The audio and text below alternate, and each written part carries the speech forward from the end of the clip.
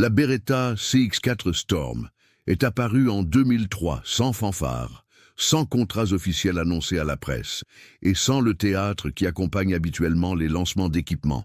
Elle a émergé des studios de design de Beretta à Gardone-Valtrompia comme une carabine de calibre pistolet ne ressemblant à rien de ce qui figurait dans le catalogue centenaire de l'entreprise. Le châssis en polymère était anguleux et utilitaire, avec des lignes plus industrielles que martiales. Pour les observateurs familiers de l'héritage de Beretta, les courbes élégantes du modèle 92, la poésie mécanique de l'AR-70, la CX4 semblait presque délibérément austère. Mais sous cette simplicité visuelle, se cachait une question que Beretta se posait depuis des années. Comment concevoir une carabine qui ne trahit pas la logique de l'arme de poing qu'elle est censée compléter? Le timing était crucial. En 2003, le marché du tir sportif civil aux États-Unis avait adopté les carabines de calibre pistolet comme outil d'entraînement et plateforme de compétition. Les organismes d'application de la loi exploraient les carabines comme option pour les véhicules de patrouille afin d'éviter que les agents n'aient à transporter des munitions de fusil distinctes. Mais les solutions existantes étaient peu pratiques. Des pistolets mitrailleurs convertis avec des modifications de culasse fermées ou des carabines personnalisées construites autour de systèmes de chargeurs propriétaires. Le marché voulait quelque chose de spécifique, une carabine partageant les chargeurs des pistolets de service, se manipulant comme une extension d'une arme de poing familière et ne nécessitant pas que les agents ou les tireurs civils reconstruisent leur mémoire musculaire à partir de zéro. Beretta a compris la mission, mais aussi le piège. S'il se contentait d'étirer un modèle 92 pour en faire une carabine, il créerait une simple curiosité. S'il concevait un système de fonctionnement entièrement nouveau, il romprait la continuité réclamée par le marché. La CX4 Storm était la réponse de Beretta à ce dilemme. Une plateforme utilisant le mécanisme de fonctionnement le plus simple possible, la culasse non calée, blowback, enveloppée dans une structure modulaire conçue autour d'un principe. Un tireur sachant manipuler un pistolet Beretta doit pouvoir prendre une CX4 et se sentir à l'aise en quelques minutes. Le nom Storm n'a pas été choisi à la légère. Beretta avait introduit la série de pistolets PX4 Storm vers la même époque, établissant un langage de conception axé sur la modularité, l'utilisation ambidextre et l'adaptabilité aux différents besoins des utilisateurs. La CX4 a transposé cette philosophie au format carabine. Elle pouvait être chambrée en 9 mm Parabellum, .40 SNWV ou .45 ACP, selon l'ensemble de culasses et la configuration du puits de chargeur. Le levier d'armement pouvait être permuté de chaque côté sans outil. Le couvercle de la fenêtre d'éjection était réversible. Chaque commande était conçue pour fonctionner de manière identique pour les gauchers et les droitiers. Ce n'était pas qu'une simple adaptation, c'était architectural. La CX4 a été construite dès le départ pour être une plateforme, pas un modèle figé. Si des histoires comme celle-ci vous aident à comprendre comment l'ingénierie a discrètement façonné l'histoire, dites-nous dans les commentaires ce qui vous a surpris jusqu'ici. Et restez avec nous pour le prochain chapitre.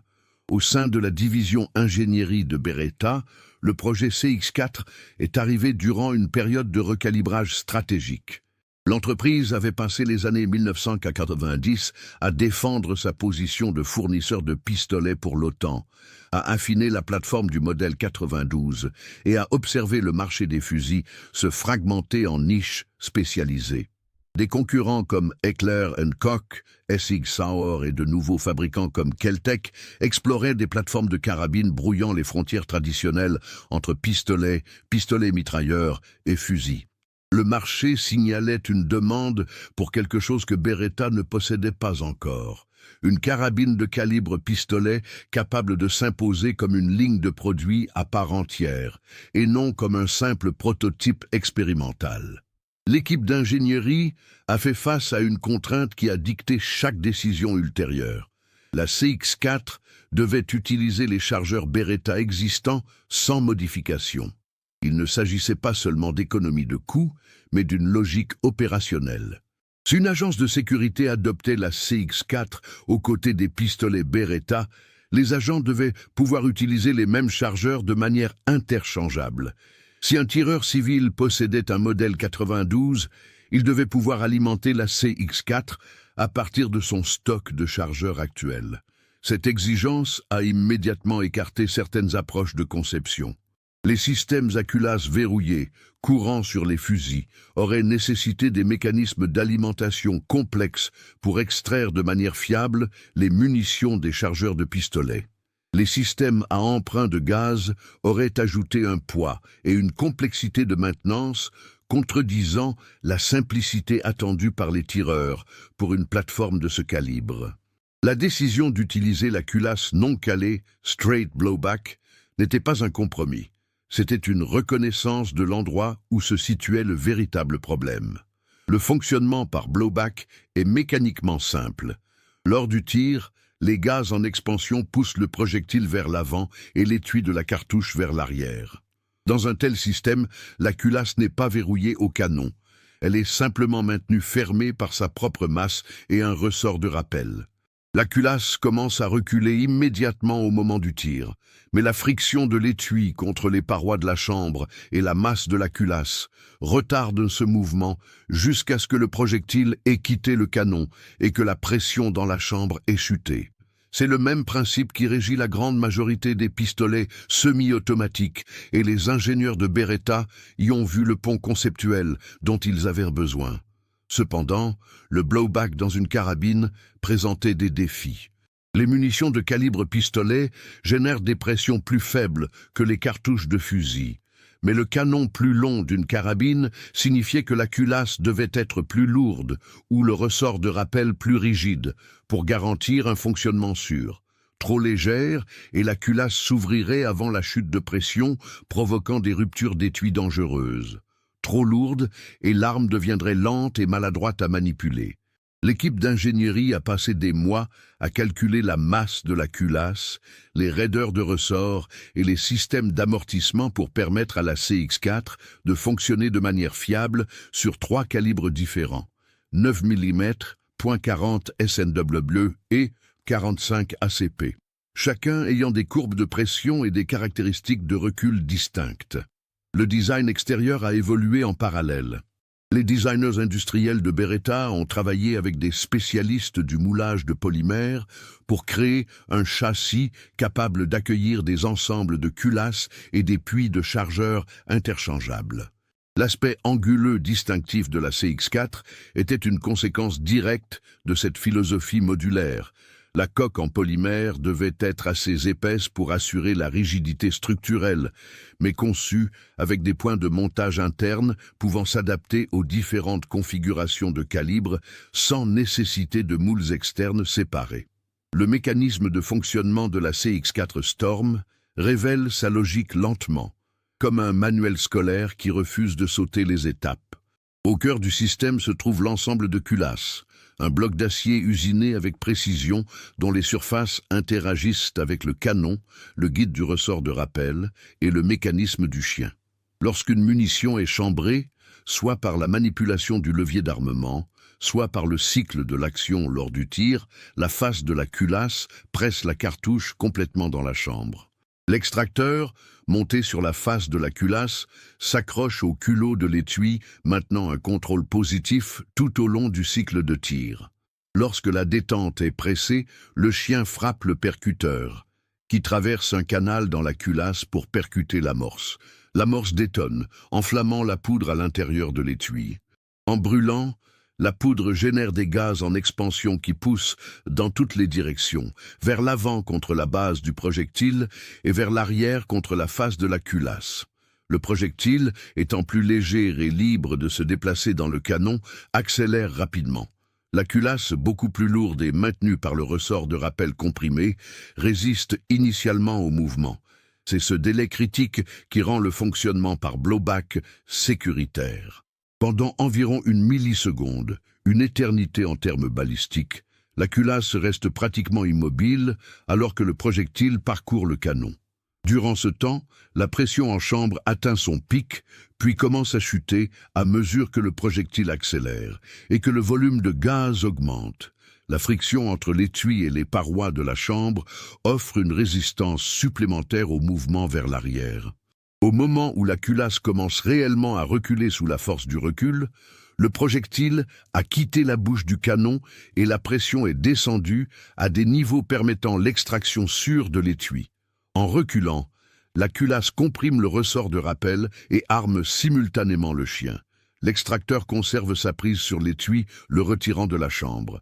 Un éjecteur, monté sur la carcasse, entre en contact avec le côté opposé du culot de l'étui et le projette à travers la fenêtre d'éjection.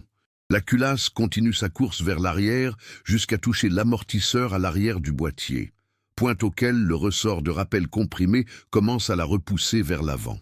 Lors de cette course-retour, la culasse prélève une nouvelle cartouche dans le chargeur, la guide dans la chambre et revient en position de fermeture, prête pour le coup suivant. Ce cycle se répète avec une régularité mécanique, et la simplicité du système, sans tube de gaz, sans culasse rotative, sans tenon de verrouillage, signifie moins de pièces à fabriquer, moins de surface d'usure et moins de points de défaillance potentiels. La contrepartie se ressent dans le recul. Les armes à blowback ont tendance à avoir un recul plus perceptible que les modèles à culasse verrouillée, car la culasse commence à bouger alors qu'une pression significative subsiste dans le système. Mais pour une carabine de calibre pistolet, ce compromis était acceptable. La CX4 n'était pas conçue pour être un fusil de précision. Elle devait être l'extension d'une plateforme de pistolet, et les utilisateurs d'armes de poing étaient déjà habitués à gérer le recul du blowback. Le système de calibre modulaire fonctionnait par des changements de masse de culasse et de raideur de ressort. La configuration en 9 mm utilisait une culasse plus légère et un ressort plus souple, car le 9 mm Parabellum génère moins de pression que le .40 SNW ou le .45 ACP. La culasse du .40 SNW était légèrement plus lourde, et celle du .45 ACP encore plus. En calculant soigneusement ces masses et en les associant à des ressorts de rappel calibrés, Beretta a garanti que chaque configuration cycle de manière fiable, sans solliciter excessivement le châssis en polymère ou créer des vitesses de culasse dangereuses. Pensez-vous que ce choix de conception était inévitable ou s'agissait-il d'un pari risqué à l'époque? Partagez votre avis dans les commentaires et transmettez cette histoire à quelqu'un qui aime comprendre comment les choses fonctionnent réellement. Tester la CX4 Storm signifiait valider non seulement une arme unique, mais un système modulaire aux configurations multiples. Les installations d'essai de Beretta à Gardone Val Trompia ont mené des protocoles d'endurance poussant chaque variante de calibre à travers des milliers de tirs sous conditions contrôlées. L'objectif n'était pas simplement de s'assurer que l'arme fonctionnait, il fallait vérifier que le timing du blowback restait sûr malgré les variations de munitions, les conditions environnementales et l'état d'usure. Les systèmes à culasse non calés sont sensibles aux munitions. Une cartouche chargée à une pression supérieure à la norme pourrait provoquer une ouverture prématurée de la culasse, tandis qu'une munition trop faible pourrait échouer à faire cycler l'action. L'équipe d'ingénierie a développé des matrices de test, couvrant les munitions commerciales de divers fabricants, les charges aux spécifications militaires, ainsi que des munitions volontairement sous-chargées ou surchargées pour définir les limites de sécurité. Chaque configuration a subi des tests thermiques, avec des séries de tirs rapides jusqu'à ce que le châssis atteigne des températures élevées, afin de vérifier que les changements dimensionnels du polymère ou de la culasse ne compromettaient pas la fonction. Le sable du désert, l'air salin humide et les conditions de gel ont été simulés pour garantir que la CX4 puisse fonctionner dans les environnements réels d'utilisation. Les tests de compatibilité des chargeurs ont été particulièrement rigoureux. La CX4 devait s'alimenter de manière fiable avec les chargeurs de Beretta 92 en 9 mm, de Beretta 96 en .40 SNW et plus tard avec ceux de la PX4 Storm. Chaque modèle de chargeur présentait des géométries de lèvres d'alimentation, des modèles d'élévateurs et des raideurs de ressorts légèrement différents. La rampe d'alimentation de la CX4, la surface inclinée qui guide les cartouches vers la chambre, a dû être conçue avec suffisamment de tolérance pour gérer ces variations sans incident. Le protocole impliquait l'utilisation de centaines de chargeurs issus de différents lots de production, y compris des chargeurs usés aux ressorts affaiblis, testés à différentes capacités. Les tests de l'éjection ont révélé un défi intéressant. Puisque la CX4 était conçue pour être totalement ambidextre, avec une fenêtre d'éjection réversible, la géométrie de l'éjecteur devait projeter les étuis vides loin de l'utilisateur, quel que soit le côté choisi. L'angle et la force d'éjection devaient être assez constants pour que le laiton ne frappe pas le visage du tireur. Cela a nécessité des tests itératifs avec des caméras à haute vitesse capturant les trajectoires sous plusieurs angles, suivis d'ajustements de la position de l'éjecteur. Le levier d'armement monté sur une culasse mobile présentait des préoccupations de durabilité. Contrairement aux fusils à emprunt de gaz où le levier est fixe lors du tir, celui de la CX4 se déplace à chaque coup. Cela signifiait que le levier et ses points de fixation subissaient un stress cyclique important. Beretta a testé divers matériaux avant de choisir un levier en polymère renforcé avec des inserts en acier au point de tension. Le levier devait survivre à des dizaines de milliers de cycles sans se fissurer ni se déformer. Les tests utilisateurs ont impliqué des tireurs de niveaux variés, des compétiteurs aux agents ayant peu d'entraînement à la carabine. Le but était de vérifier que la disposition des commandes de la CX4 permettait une prise en main rapide. Les retours ont influencé des détails finaux comme la texture de la poignée, l'emplacement de l'arrêtoir de chargeur et la longueur de la crosse ajustable. Beretta a appris que les tireurs passant du pistolet à la CX4 attendaient certains repères tactiles. L'angle de la poignée devait être familier, la distance de la détente devait correspondre à l'ergonomie d'un pistolet et les mécanismes de sécurité devaient s'opérer avec les mêmes positions de main que sur leur arme de service. La curiosité finale qui définit la CX4 Storm, pourquoi Beretta s'est engagé dans le fonctionnement par culasse non calée alors que des systèmes plus sophistiqués existaient, révèle toute la philosophie de conception. En 2003, les carabines à culasse verrouillées et les systèmes à emprunt de gaz étaient des technologies éprouvées. Des entreprises comme Colt, FN Herstal et Heckler & Koch avaient des décennies d'expérience dans la construction de fusils, utilisant des culasses rotatives pour verrouiller l'action lors du tir. Ces systèmes permettaient l'utilisation de cartouches de fusil à haute pression et généraient moins de recul ressenti. Mais Beretta n'essayait pas de construire un fusil. Ils essayaient de prolonger un pistolet. La contrainte d'ingénierie la plus importante n'était pas la performance balistique ou la gestion du recul, c'était la continuité cognitive. Un tireur s'entraînant avec un pistolet Beretta 92 apprend une gestuelle spécifique. Comment insérer le chargeur, comment actionner la sécurité, comment désarmer le chien ou résoudre un incident de tir. La CX4 Storm a été conçue pour préserver au maximum cette gestuelle. En utilisant le blowback, Beretta a fait en sorte que la mécanique interne de la CX4 soit le miroir de celle de ses pistolets. Les pièces bougeaient dans les mêmes directions. Les ressorts se comprimaient dans la même séquence. Et les modes de défaillance étaient familiers. Il ne s'agissait pas seulement d'efficacité d'entraînement, mais de modèle mental. Un tireur expérimenté développe un sens intuitif du fonctionnement de son arme, une compréhension inconsciente du timing et du retour d'effort qui lui permet de diagnostiquer les problèmes au ressenti. Si un utilisateur de pistolet Beretta prend une CX4 et ressent la même impulsion de recul, la même tension de ressort en armant le levier et le même retour de détente, il n'a pas à reconstruire ce modèle mental. La CX4 donne l'impression d'être ce qu'elle est, une version agrandie d'un système familier. Ce choix a également simplifié la logistique pour les marchés ciblés par Beretta. Une agence de sécurité adoptant la CX4 aux côtés des pistolets pouvait utiliser la même formation de base pour l'entretien des deux plateformes. Les outils requis pour le démontage étaient identiques. Les ressorts de rechange, percuteurs et extracteurs étaient assez similaires pour simplifier la gestion des stocks. Pour un département de police opérant avec des budgets limités, cette consolidation de la formation et des pièces représentait des économies réelles sur la durée. Le système par blowback éliminait aussi certains modes de défaillance critiques associés aux armes à gaz.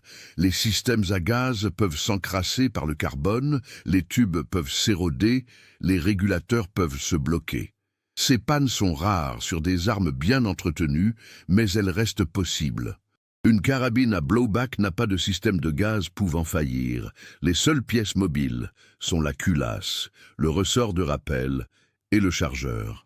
Cette simplicité se traduisait par une grande fiabilité entre les mains d'utilisateurs, n'effectuant pas toujours un entretien méticuleux. Enfin, il y avait le positionnement sur le marché. En choisissant le blowback, Beretta signalait que la CX4 ne cherchait pas à concurrencer les fusils d'assaut. Elle créait une nouvelle catégorie. C'était une carabine de calibre pistolet qui assumait son héritage d'armes de poing au lieu de s'en excuser. Ce positionnement a permis à Beretta de proposer la CX4 à des prix compétitifs par rapport aux pistolets haut de gamme, lui donnant une identité claire dans les réseaux de vente. L'héritage de la CX4 Storm ne s'est pas écrit dans les contrats militaires ou les déploiements opérationnels spectaculaires, mais dans l'acceptation discrète qu'elle a trouvée auprès de diverses communautés d'utilisateurs. Les forces de l'ordre aux États-Unis l'ont adoptée comme option de patrouille, appréciant la communauté de munitions avec les pistolets de service et le risque réduit de surpénétration par rapport aux cartouches de fusil. Les tireurs sportifs l'ont adopté dans les divisions de carabines de calibre pistolet, où la fiabilité de la CX4 et son faible recul permettaient des transitions rapides entre les cibles. Les utilisateurs civils l'ont apprécié comme plateforme d'entraînement étendant la portée efficace de leurs compétences au pistolet sans nécessiter un saut conceptuel vers le tir au fusil. Le système de calibre modulaire s'est avéré visionnaire. À mesure que le marché évoluait, la capacité de la CX4 à se convertir entre le 9 mm, le .40 SNW et le .45 ACP, par un simple changement de culasse et de chargeur, a permis aux propriétaires d'adapter leur arme sans acheter une nouvelle plateforme.